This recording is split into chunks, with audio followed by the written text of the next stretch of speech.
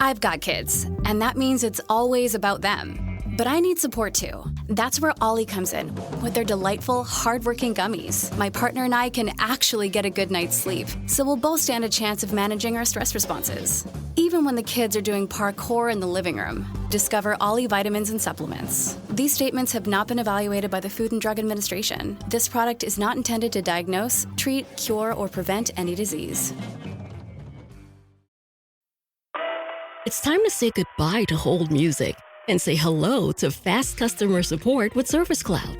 With trusted AI and data working together, you can skip long wait times and deliver efficient, personalized service right away, all while keeping support costs low and more customers happy.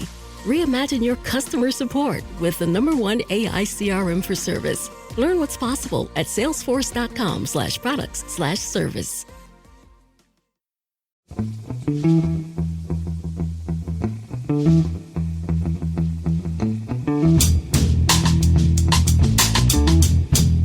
Hello and welcome to The Price of Football, the show that looks at the money behind the beautiful game with me, Kevin Day, and Liverpool University's Kieran Maguire. Kieran, how are you today? This blustery day reminds me of Winnie the Pooh, of course, which reminds me of Tigger, which reminds me of you, naturally. I'm remarkably cheerful. I'm just back from 2 weeks in Thailand, where I was taken with the Baroness, and I was advised quite forcefully that if I was to go on TV and radio during our holiday, we're not been away together for a long time, that she was going to do to my phone what Rebecca Vardy did to hers. So as I didn't fancy it going into the Thai Ocean or wherever it is, I've been keeping a low profile for a couple of weeks. Yes, you have. That would explain why that chap from Sheffield Hallam University found himself all over the media for 2 weeks. Well, everyone, because we were trying to keep it quiet that you were away for some reason. Because Guy, in the same way that people don't like to spook the stock market, producer Guy didn't like to spook our listeners by the fact that you weren't actually in the country. So it's like, but they would have worked it out because people would have gone, "Oh, I've been watching Sky Sports all day, and for some reason Maguire's not on.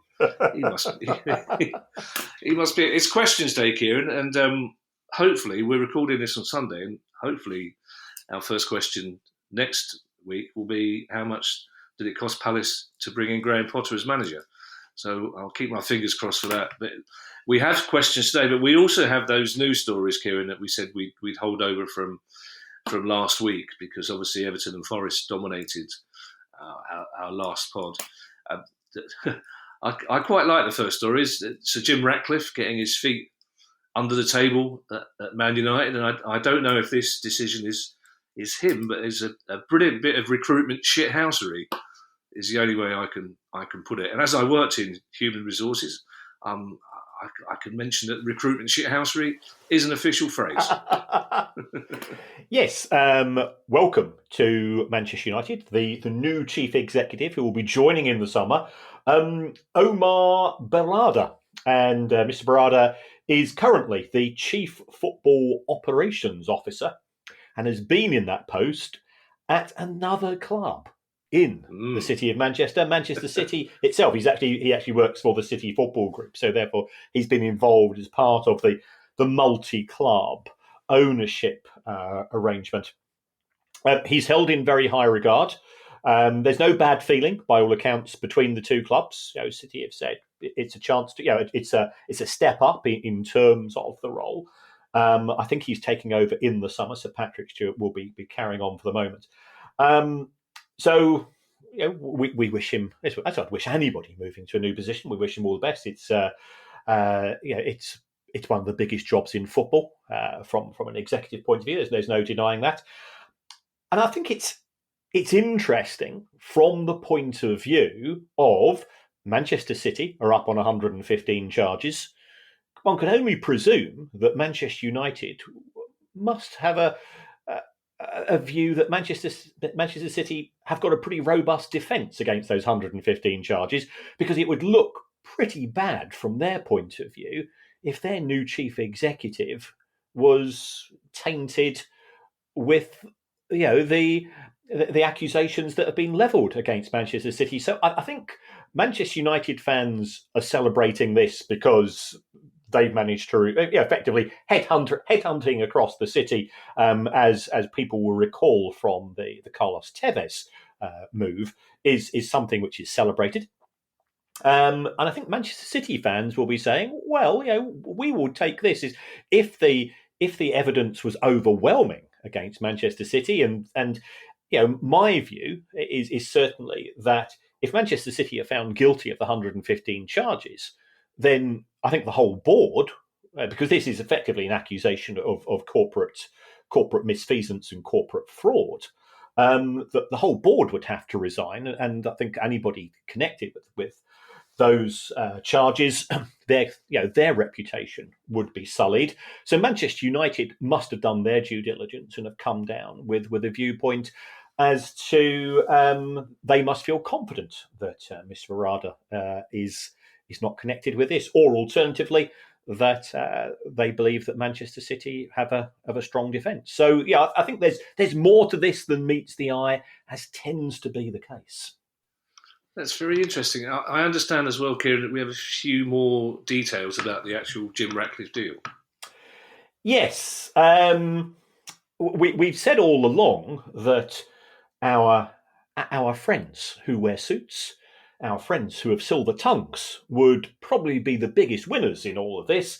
And it turns out that the Rain Group, and their job was to go through the list of interested parties in acquiring Manchester United, and say, bin that one. Yeah, it's a bit like doing Tinder. Okay, I will take your words on that, Kieran. or Grindr. Yeah, either way, I've not swiped in any direction on either of those two estimable sites. Yes, so it's a bit like doing Tinder on a Grindr on a corporate level, and they've pocketed a not inconsequential 31 million on the back of that. And in addition, the executives at Manchester United, they're set to generate significant bonuses upon the successful completion of the sale of 25% of the company.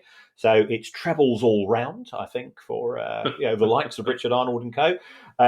Ed Woodward, whose name isn't mentioned at Manchester United very much these days, I think he's likely to benefit significantly, because he'll be able to sell 25% of his shares in Manchester United to Jim Ratcliffe for $33 a piece, and he'll have picked those up in his option scheme at a far lower price. So lots of people will do extremely well out of this. There's also been mention that the Glazers can buy back Manchester United in 18 months. I think that's been a bit overplayed, because what it effectively says is that if there is another offer in 18 months, unless Jim Ratcliffe matches that offer, then the Glazers can buy back the shares. But if Jim Ratcliffe does match that offer, potentially he could end up taking over the whole of the club. So there's lots of detail. And the other issue, I think, which was of interest, was in respect of the second sort of public offer in relation to the potential sale of Manchester United, which was from Sheikh Jassim. And one of the benefits of being on the stock exchange is this, the stock exchange themselves demand a certain de minimis level of disclosure and transparency, something which sadly is lacking in football in general. And the Rain Group came to the conclusion that they regularly asked Sheikh Jassim for proof of funding, and that was not forthcoming. So his offer was more complicated. I think his offer was unpopular with the Manchester United board because it offered less money per share for the A shares, the shares which are traded on the stock exchange, compared to the price he was willing to pay for the shares from the Glazers. But it's easy to say. It's a bit like I walk up to somebody and say, I want to go and buy your £5 million house. I'm prepared to bid £5 million for it. Oh, by the way, I'm not going to tell you whether or not I've got £5 million. You can see that from the seller's point of view, there's bound to be a bit of scepticism.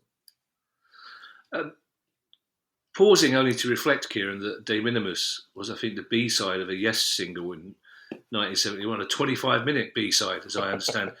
Can you clarify something that you mentioned there, Kieran? I noticed in two of the big papers, which are terrible that a middle-aged man still refers to broadsheets as the big papers, but there was a story that they carried that there was still a chance that if the Glazers find somebody in the next year who's willing to buy the whole club, so to speak, then the contract that Jim Ratcliffe signs is such that if that happens, he has to sell his 25% stake in the club so that this potential buyer can buy the whole club.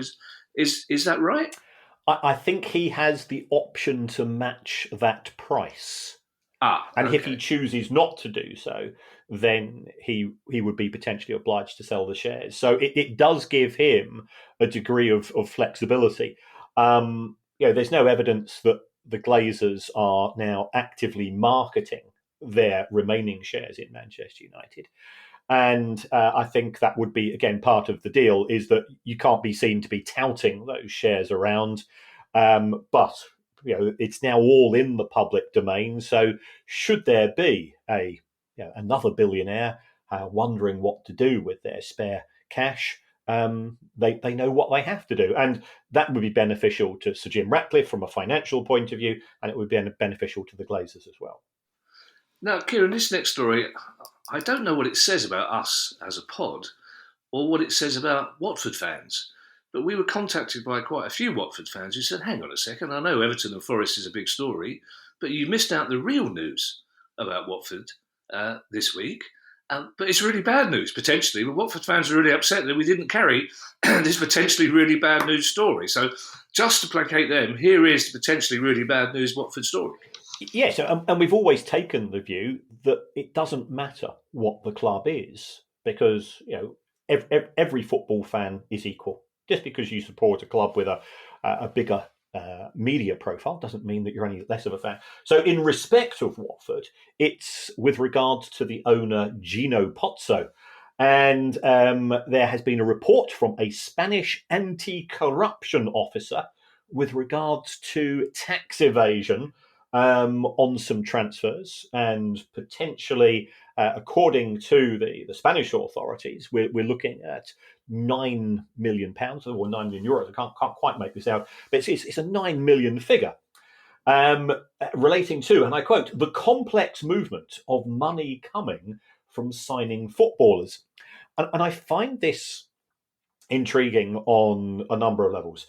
As we both know, and some listeners may recall, I was asked to give a talk to Interpol and the National Crime Agency last year, and being the eternal schoolchild, I turned up in an Interpol band T-shirt because I thought it was absolutely hilarious, and nobody else thought it amusing at all. But I was chuckling away to myself, in the same way that you get from anybody that's ever sort of been. I used to sit in the back row at school and muck around. So anybody that's ever done that. So, but talking to one of the people there. They were saying that in respect of money laundering and corporate misfeasance, and if you want to be involved in money laundering, I was advised the best ways to work out, if you're not going to go down the crypto route, because crypto is certainly one way of doing this, he said, fine arts, so, paintings, which can be, what's the value of a painting? We're never quite sure. Gambling profits, and football transfers were the three areas. So it's intriguing that this has now come up. If we take a look at the companies associated with Mr. Pozzo, who has vehemently defended himself and claimed innocence, and we're a great believer in habeas corpus, innocent until proven otherwise. But there does appear to be a web of companies. I think that's the technical phrase we use in social media. A web of companies based in Italy, Luxembourg, and UAE. And again, I can only say that from my own experience of trying to look at companies which are part of a complex group, it's very difficult at times to identify where the profits have gone and have not gone. So the Spanish authorities, by all accounts, are looking for a substantial tax repayment, and if a satisfactory settlement is not made, then they will be not only going for a financial settlement, they'll be looking for a judicial one in the form of a prison sentence as well. So where does this leave Watford? Well, yeah, at present they're saying nothing to do with us, Gov. Mr. Pozzo saying, I'm an innocent man, so don't put two and two together and think that the club's up for sale. At the same time, every club's up for sale. We're fully aware of this. I mean, there are several things out of that. It does seem strange that a prosecutor can say, we have decided this chap is probably guilty and we want him to go to prison for 12 years, which, as you say, is the epitome of prejudging the situation. Yes. The value of a painting, this is what the art world will always tell you. I have a friend of mine who deals in issues such as this, the only really wealthy friend I have, and that includes producer Guy. Producer Guy's not a knight either. My friend has just been knighted, which is hilarious. But as he'll say, the value of a painting is exactly what somebody will pay for it. You and I could do a scrawl on the back of a postcard, but if somebody says that's worth £1 million, it's worth £1 million. The crypto things, really, I'm reading a book at the moment by, I believe, somebody you know, Martin Calladine, about the shocking naivety, verging on criminal naivety of football clubs when it comes to dealing with crypto. And the word money laundering is mentioned on just about every page in that book. I can't recommend it enough. And also, I imagine you were sitting there, Kieran, on the plane on the way back from Thailand, sitting next to the Baroness. I imagine you probably turn left when you get on a plane, Kieran. I imagine you were sitting there thinking, if only I hadn't sat in the back row at school and mucked about, I would have done so much more with my life. And look at what I've become, reduced to being a jet-setting global accountant. Our next question, Kieran, our next story, I beg your pardon, involves talk of John Textor considering selling his stake in Crystal Palace.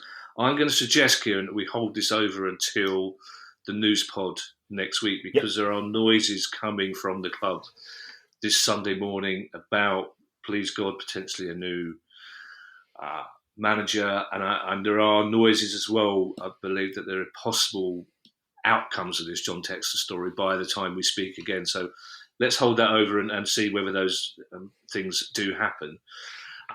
So let's do two more news stories, both involving West Ham.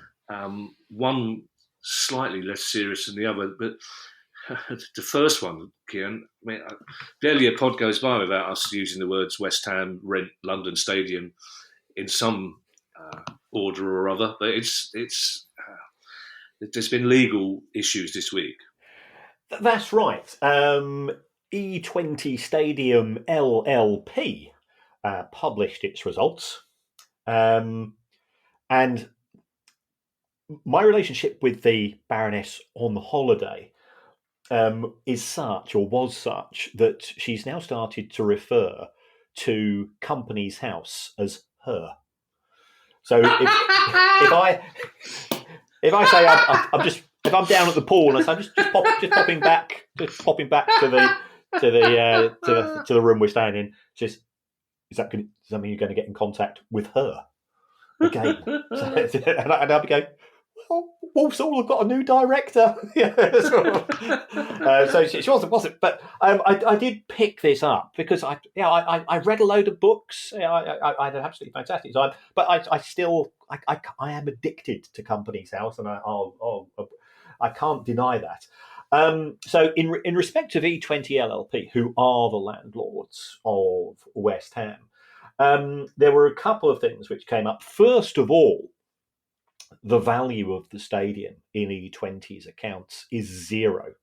Such is the fantastic deal that had been negotiated by West Ham that effectively it's a white elephant, the stadium, and it's going to be substantially borne by the taxpayers of London for the foreseeable future. But secondly, there was reference to an out-of-court settlement with the legal firm. I think they were one we refer to as the Golden Circle of lawyers. And it looks like the lawyers have agreed an out-of-court settlement, of course, as it would be, to the tune of £2 million, which they've now given to the landlord. The landlords are saying, we were relying on you to negotiate this, which I think is a little bit harsh. The lawyers are there to pore over the small print, dot I's and cross T's, and make sure that there's nothing inappropriate there. But looking at that contract where the London taxpayer is paying for the corner flags and the marking the pitch and God knows what else. And it's a fantastic deal for West Ham. I'm more than happy to say that. And but it looks as if the landlords have said, we think that you should have perhaps spotted some of these things, our lawyer friends, and we want a bit of compensation. It's not going to make up for the fact that West Ham are paying around about £3.5 million a year in rent, and the upkeep of the stadium is probably 4 or 5 times that a year. As I mentioned, Kieran, with this final news story, we're recording this at it's now 1:00 on Sunday, so West Ham fans will be at Sheffield United at the bar going, "How much? Are you sure? You've got that right, love? £3 a pint? That can't be right." Because that's how they all talk, obviously. Because clearly £3 a pint is a lot less than that's how I spoke when we went to Accrington. I was sure. I said, "No, seriously, you've made a mistake. I don't want you to get into trouble with your boss. You've given me 3 pints here for £6. That can't be." Clearly, the price of a pint of beer at the London Stadium is a lot more expensive because it's made quite the kerfuffle in the London social media world, shall we say. Yeah, yes, it has. It would appear that West Ham fans are paying more for a pint of beer and more for a pie than the fans of any other club. And whilst to a certain extent as a football fan, you do that, but because of our nature of football fans, you say, well, at least the money's going to the club. But in the case of West Ham, the money doesn't go to the club because it's kept by the landlord. So they are recouping some additional money. However, my understanding is, again, and I'm going to praise Karen Brady twice here, which wouldn't do under normal circumstances, but fair play. She did embed into the contract with the landlords a comparable price clause, such that West Ham fans would not pay more than the average, I think, of 4 or 5 other clubs in London. And we're talking top tier clubs, Chelsea, Arsenal, Spurs, Palace, and so on. And therefore, West Ham fans do appear to be getting taken for a ride here, and that's perhaps explains why many of them don't go for a drink.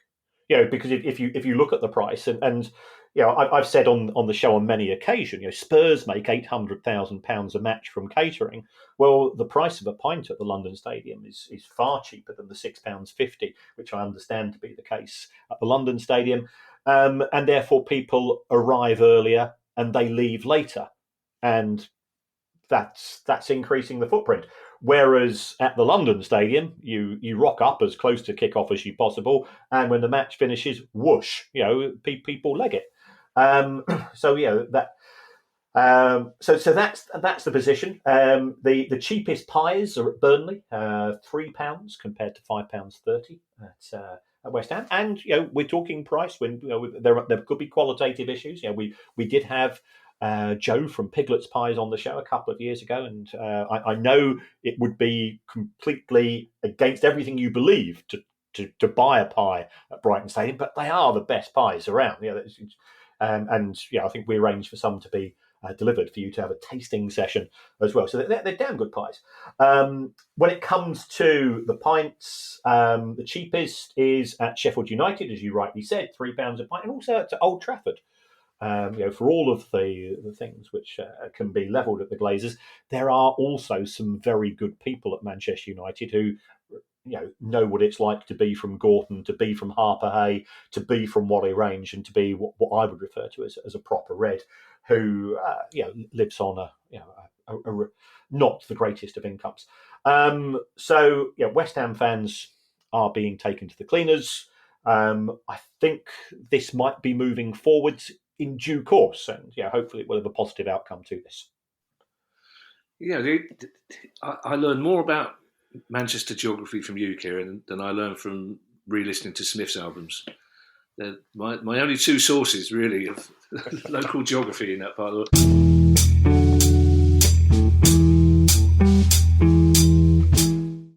Get out of the trenches of tedious tasks like managing order fulfillment and start growing your business with ShipStation. They'll help increase profitability by automating your workflow with their simple, easy-to-use dashboard. With it, you can pretty much do everything you need to quickly and easily. Update order information, print labels, compare rates, optimize shipments, and even set up automatic delivery notifications. And it doesn't matter where you sell. Amazon, Etsy, eBay, Shopify, ShipStation can integrate pretty much anywhere online. Another great thing about ShipStation? They can help reduce costs with industry-leading discounted rates from some of the biggest mail carriers. You might even be able to get up to 89% off USPS and UPS rates. So, make this year your most profitable one yet. Sign up for your free 30-day trial at ShipStation.com and use the code Spotify. That's ShipStation.com with the code Spotify. Introducing Royal Caribbean's newest ship, Icon of the Seas, the ultimate family vacation. The ultimate 6 slides, 8 neighborhoods, 0 compromise vacation. The ultimate never done that, can't wait to do it vacation. The ultimate chillin' by a different pool every day of the week vacation. This is the Icon of vacations. Icon of the Seas, arriving in 2024. Book today. Come seek the Royal Caribbean. Ships Registry, Bahamas.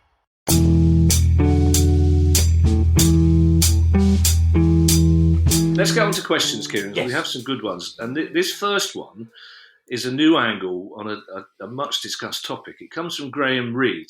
And Graham says, I live in Scotland, but I mainly follow the Premiership and the Championship in England. We are holding your address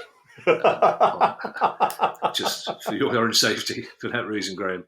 A popular topic in Scotland, says Graham, is how would Celtic and Rangers get on in the Premiership or Championship?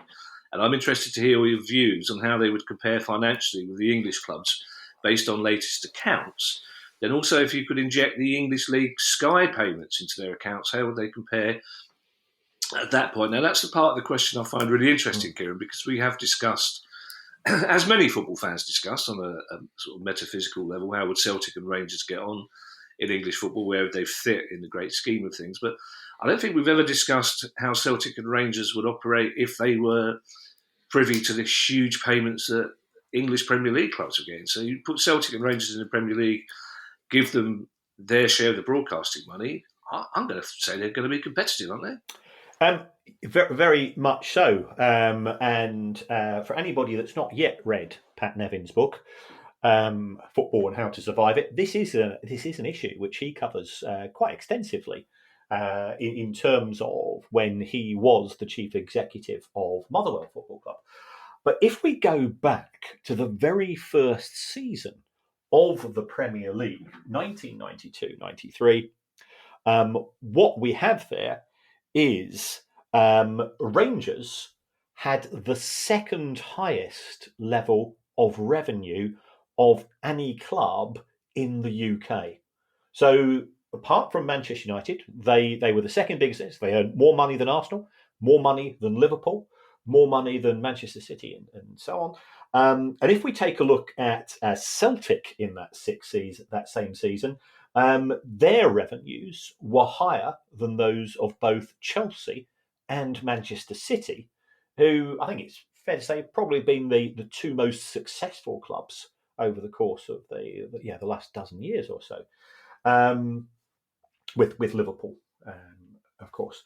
So they were very competitive to begin with. If we take a look at the position now, Celtic are making just short of £50 million a year from matchday income. Rangers is around about 40. Now, that does include European income. Where does that put them compared to the Big Six? It puts them a wee bit behind, but that's because we have 3 clubs out of the Big Six are based in London and able to charge London prices. And you've got Manchester United with a stadium with capacity in the mid-70s. You've got Liverpool, who have got 54, going up to 60 odd, and so on. So the matchday income is significantly behind that of Manchester United, Arsenal, Spurs, and Liverpool.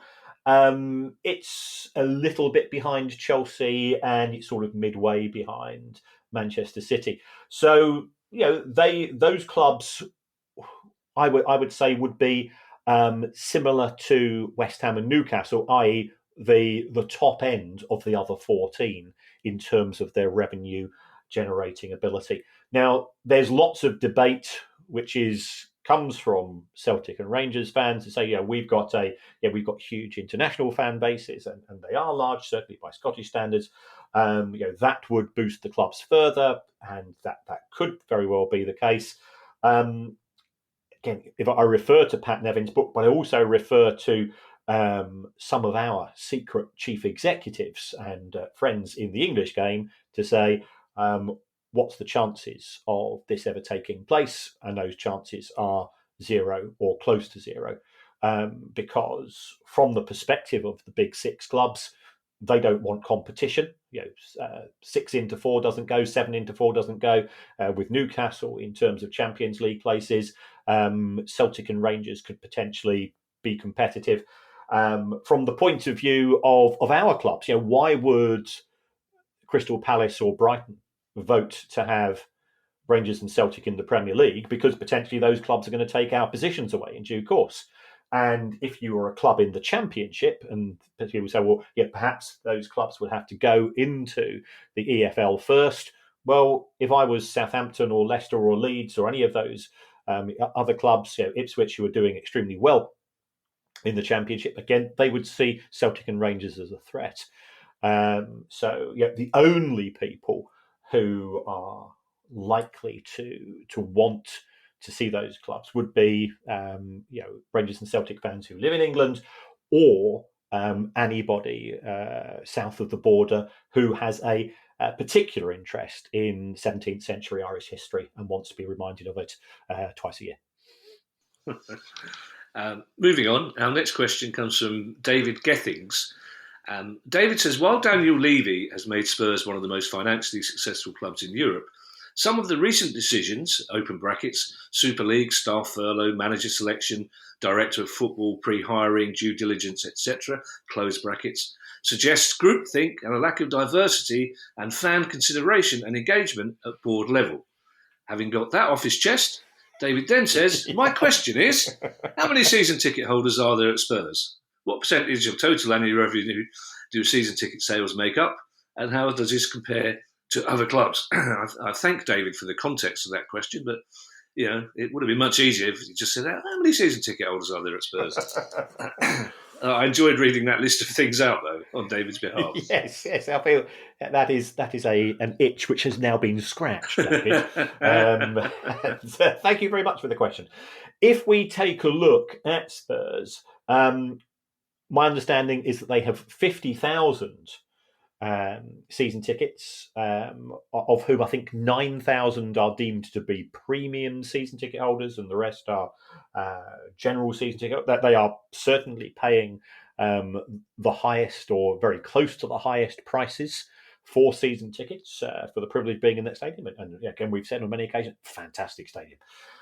So by the time you then factor in 3,000 away fans who can attend, that means that Spurs have around about 9,500 tickets available to members.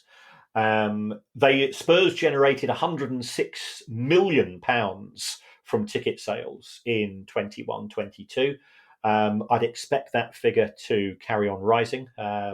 I thought that they were in with a chance of overtaking Manchester United as the club with the highest match day income, even though they've got smaller capacity because of their ability to charge higher prices.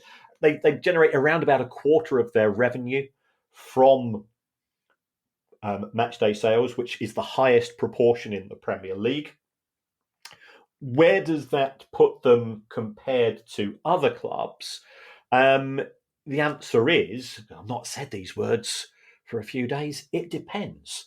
And it does depend upon the nature of the club. So if we take a look at Liverpool, for example, in terms of the tickets available to home fans, Liverpool only have 50% of their tickets available to season ticket holders, and the rest are allocated via a membership scheme.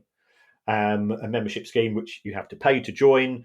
It is significantly oversubscribed, and I think the tickets go on sale twice a year. And by all accounts, I share an office with a Liverpool season ticket holder, but he's often trying to get tickets for I think his lad, who is one of the members.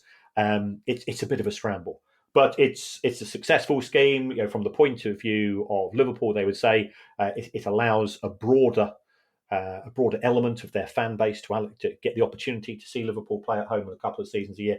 If you contrast that with West Ham, West Ham have around about 47,000, 48,000 season ticket holders in the London Stadium because, as you indicated yourself, the West Ham fan base, it tends to be more local. And this isn't a criticism of Liverpool fans because, as somebody with an Irish heritage and ancestry, I just know how popular both Liverpool and Manchester United, and to a certain extent Arsenal, are across the water.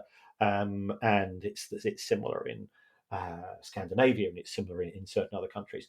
West Ham tends to be more, Essex, East End, and so on. You must have used the phrase "it depends" a couple of times in Thailand, Kieran, as when the Baroness said, "Were you just off talking to her?"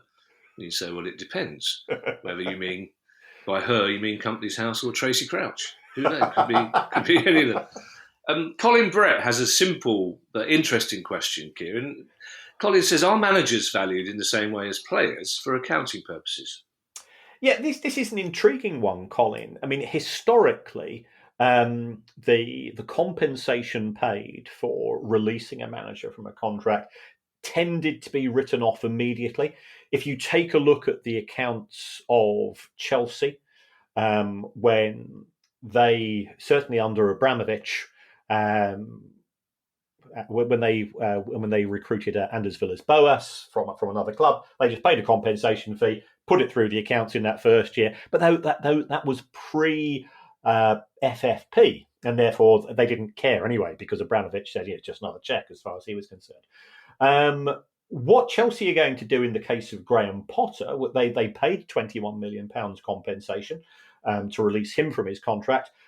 He signed a 6-year deal. So there was a case for saying that given that was a compensation fee, could they treat that as an intangible asset and amortize it? Potentially. But because they sacked him 6 months later, there's no more benefit to Graham Potter to Chelsea. So therefore they would have to have written it off. So I think it could possibly be treated in a similar manner. The difference is with managers is that managers are sacked. And we know that the average tenure for a manager of a championship club, I think, is 10 months, which is doesn't encourage managers to have long-term decisions, and everything tends to be somewhat concertinate. Players, if they're not playing well, they tend to sit out their contract. They can only be dismissed either through a charge of gross misconduct or alternatively if there's a mutual agreement between player. So I think because players tend to sit out their contracts, they would be amortized. There's a case for saying relatively few managers last the full length of their contract, and therefore what tends to be the case is the compensation fee paid in releasing a manager from an existing contract, assuming that you're recruiting from elsewhere, as opposed to recruiting a manager who's currently not in a position at a club. I'd probably be more likely to see them being written off immediately. Birmingham City, Kieran, I think have made a very sensible, safe and secure decision in the appointment of their new manager. Neil Cottrell, I presume is a Birmingham City fan, has a question about their infrastructure, though, because Neil says, how will the repairs to Birmingham City's St Andrews be treated from a profitability and sustainability perspective? The total cost of the repairs are thought to exceed £5 million.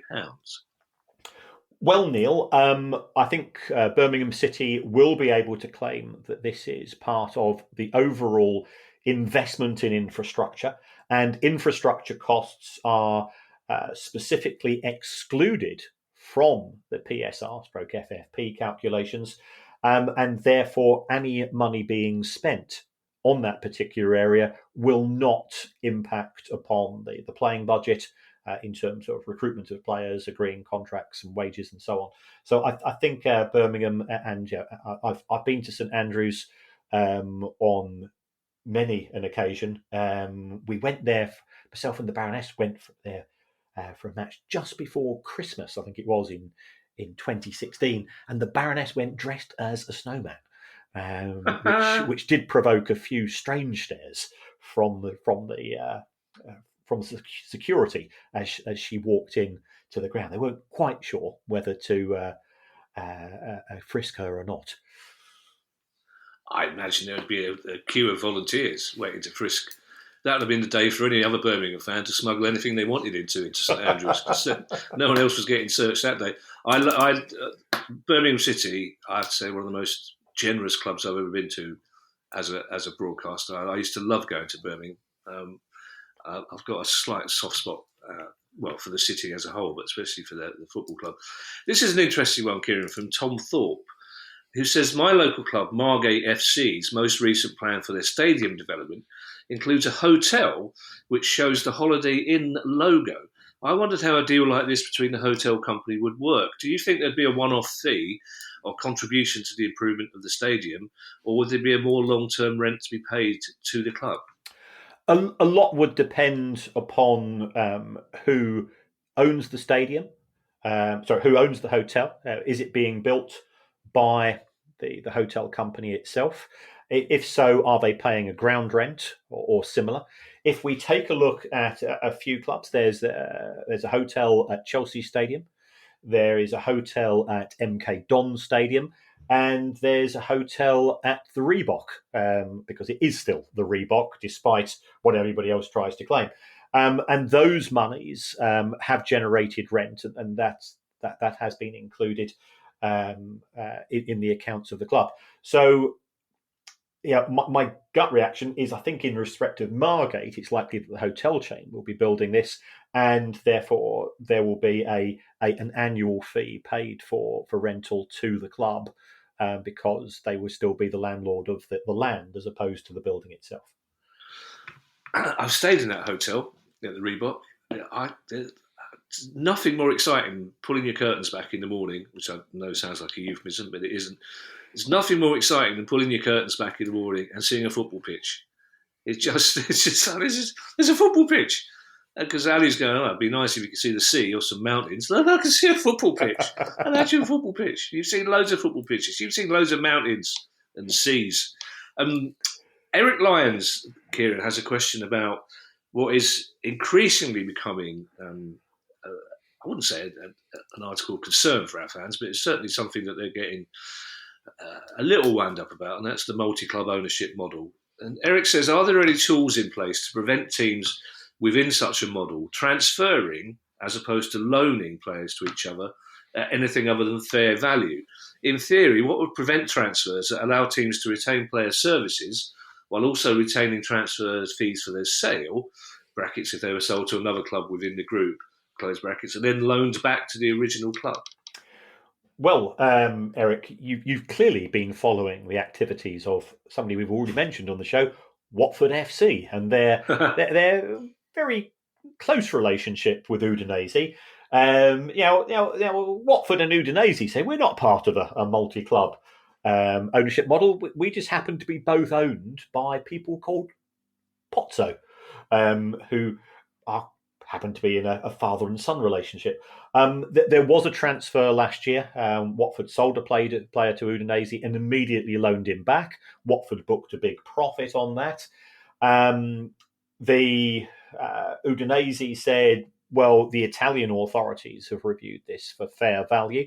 And also the Premier League has introduced rules that for any transaction worth more than £1 million, that has to go through and be approved by a fair value panel.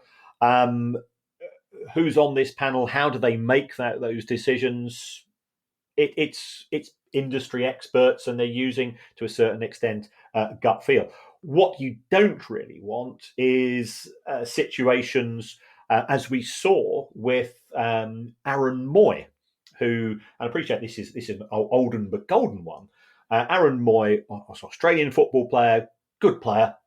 He was playing for Melbourne City, who are part of the City Football Group, and he was then sold to another club in the City Football Group called Manchester City. Now, there's no equivalent of FFP in Australia, or there wasn't at the time. So therefore, he was sold on a free transfer. So Manchester City paid nothing for him.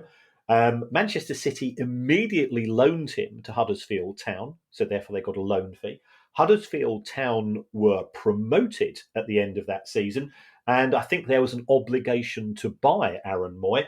So Manchester City earned about £9 to £10 million for a footballer for whom they'd paid nothing, who never played for Manchester City. Not only did he never play for Manchester City, he was never actually photographed in that traditional holding a scarf and the shirt. So I've scoured it. If anybody can find this, it's a bit like the golden Panini card. If you can find a picture of Aaron Moy in Manchester City, so Manchester City made £9 to £10 million, and that was within the rules. That was not a breach of the rules, and clearly that does make you feel uneasy with regards to transparency. Well, it certainly was transparent, but in terms of what one considered to be a fair value transaction. So the position is, Eric, that the rules have been tightened because as we have an increasing number of MCOs operating within Europe and elsewhere, there is a feeling that utilisation of player transfers could be used to circumvent FFP. And we'll go back to what I was saying earlier about Interpol. And this isn't saying that any of these transfers are fraudulent, because they're not. But it is an easy way to increase or decrease numbers as and when suits you.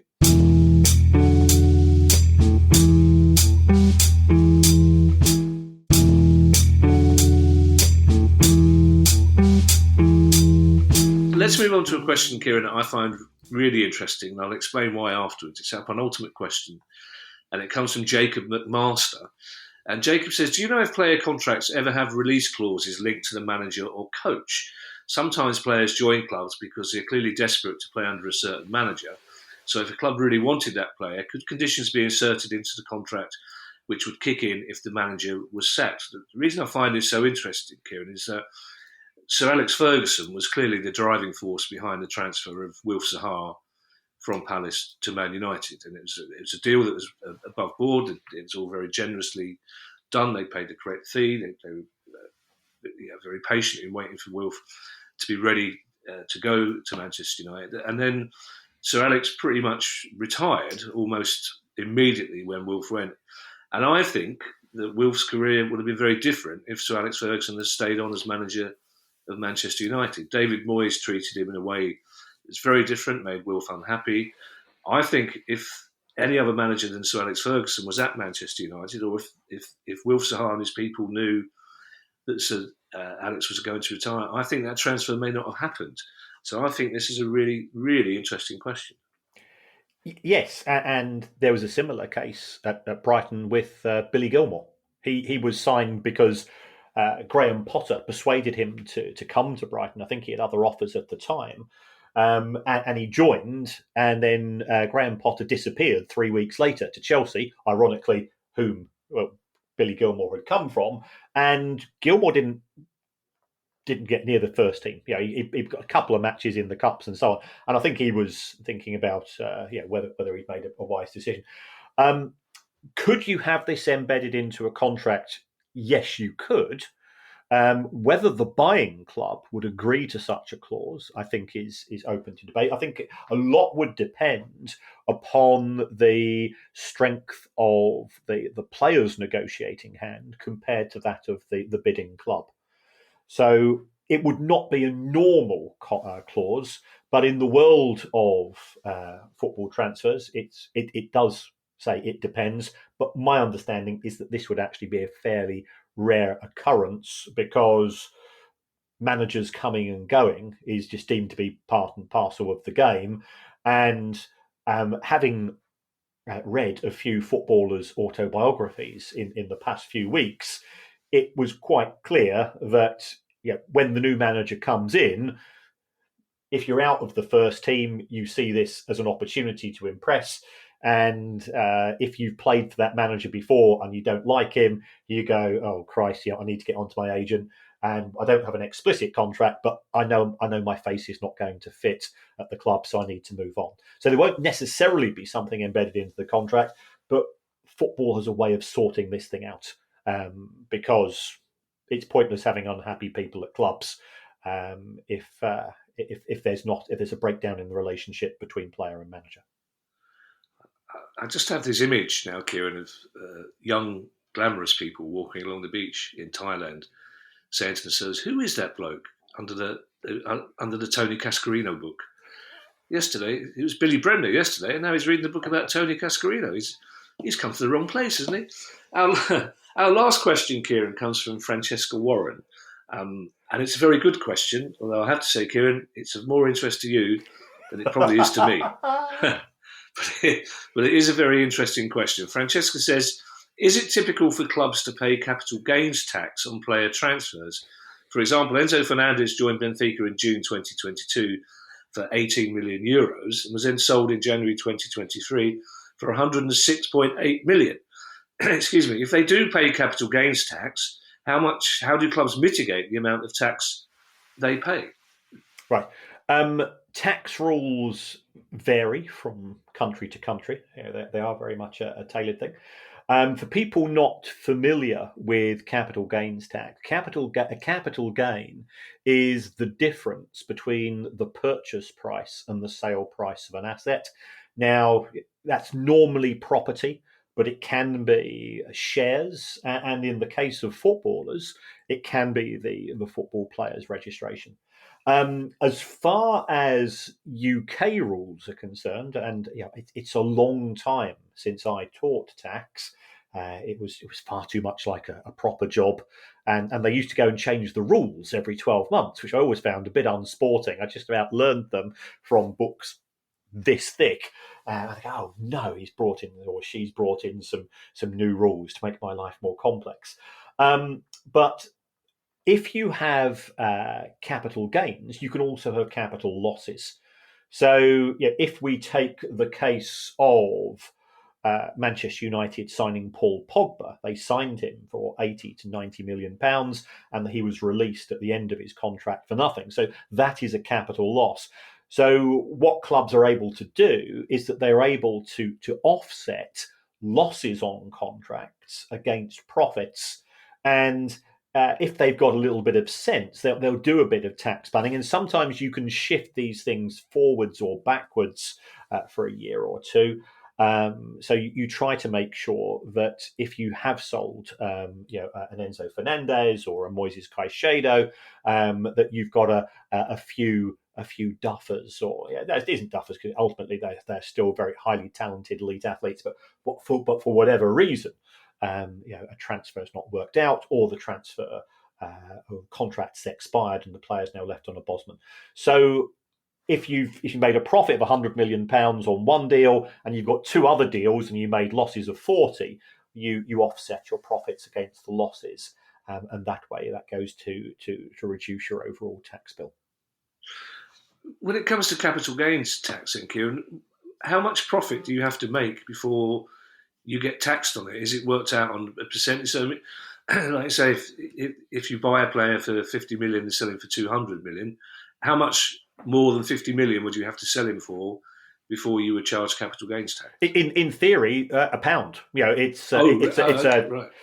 Now, there are allowances. There are, there's the equivalent of amortization which you can use in terms of the sale price and so on and bits and pieces.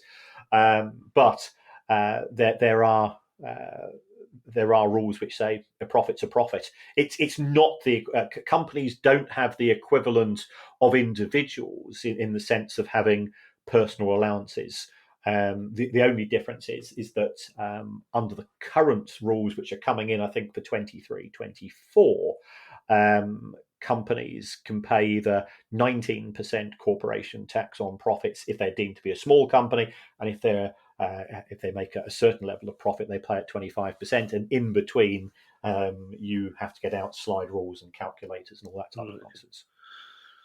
Slide rules and calculators, and spreadsheet. I'm back. These are a few of my favourite things. Julie Andrews got it completely wrong. Thank you to everyone who's donated to the pod via our Patreon page. If you'd like to make a small monthly contribution to the pod as well, that'd be very kind of you. We'll also get you access to our chat community and our regular quizzes. And you can do that by going to patreon.com/priceoffootball. You can go to questions@priceoffootball.com if you'd like a question answered on the show. And if you'd like to buy our book or our other books or a Price of Football t-shirt, guess where you go, Kieran? priceoffootball.com. We'll be back on Thursday with the news. I'm hoping that Palace will be part of that. Fingers crossed. In the meantime, I shall hand you over to Mr. Kieran Maguire for his customary farewell. Well, as always, thanks for everybody who engages with the show through social media and other means. Fortunately, the Baroness doesn't check Twitter, so I was.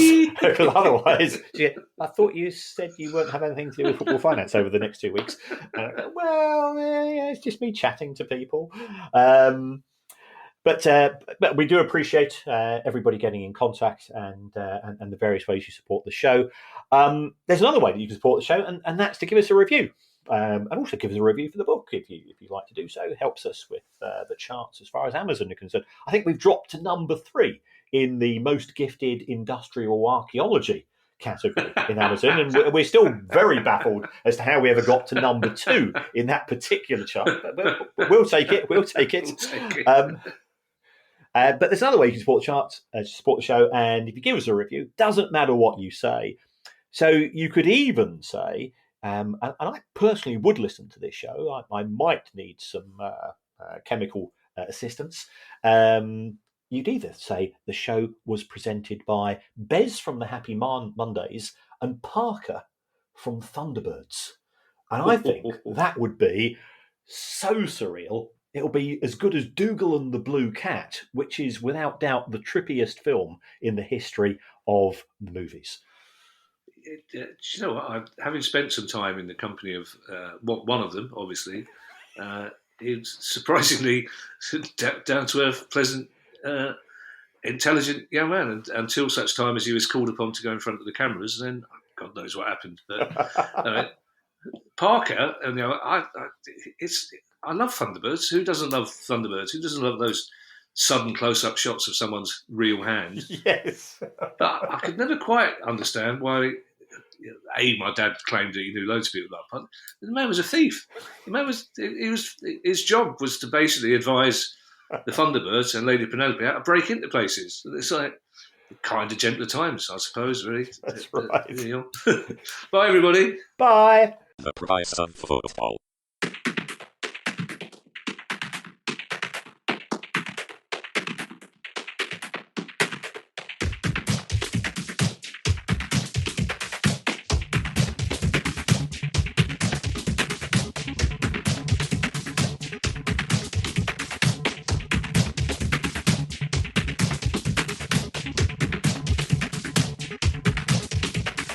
The Price of Football.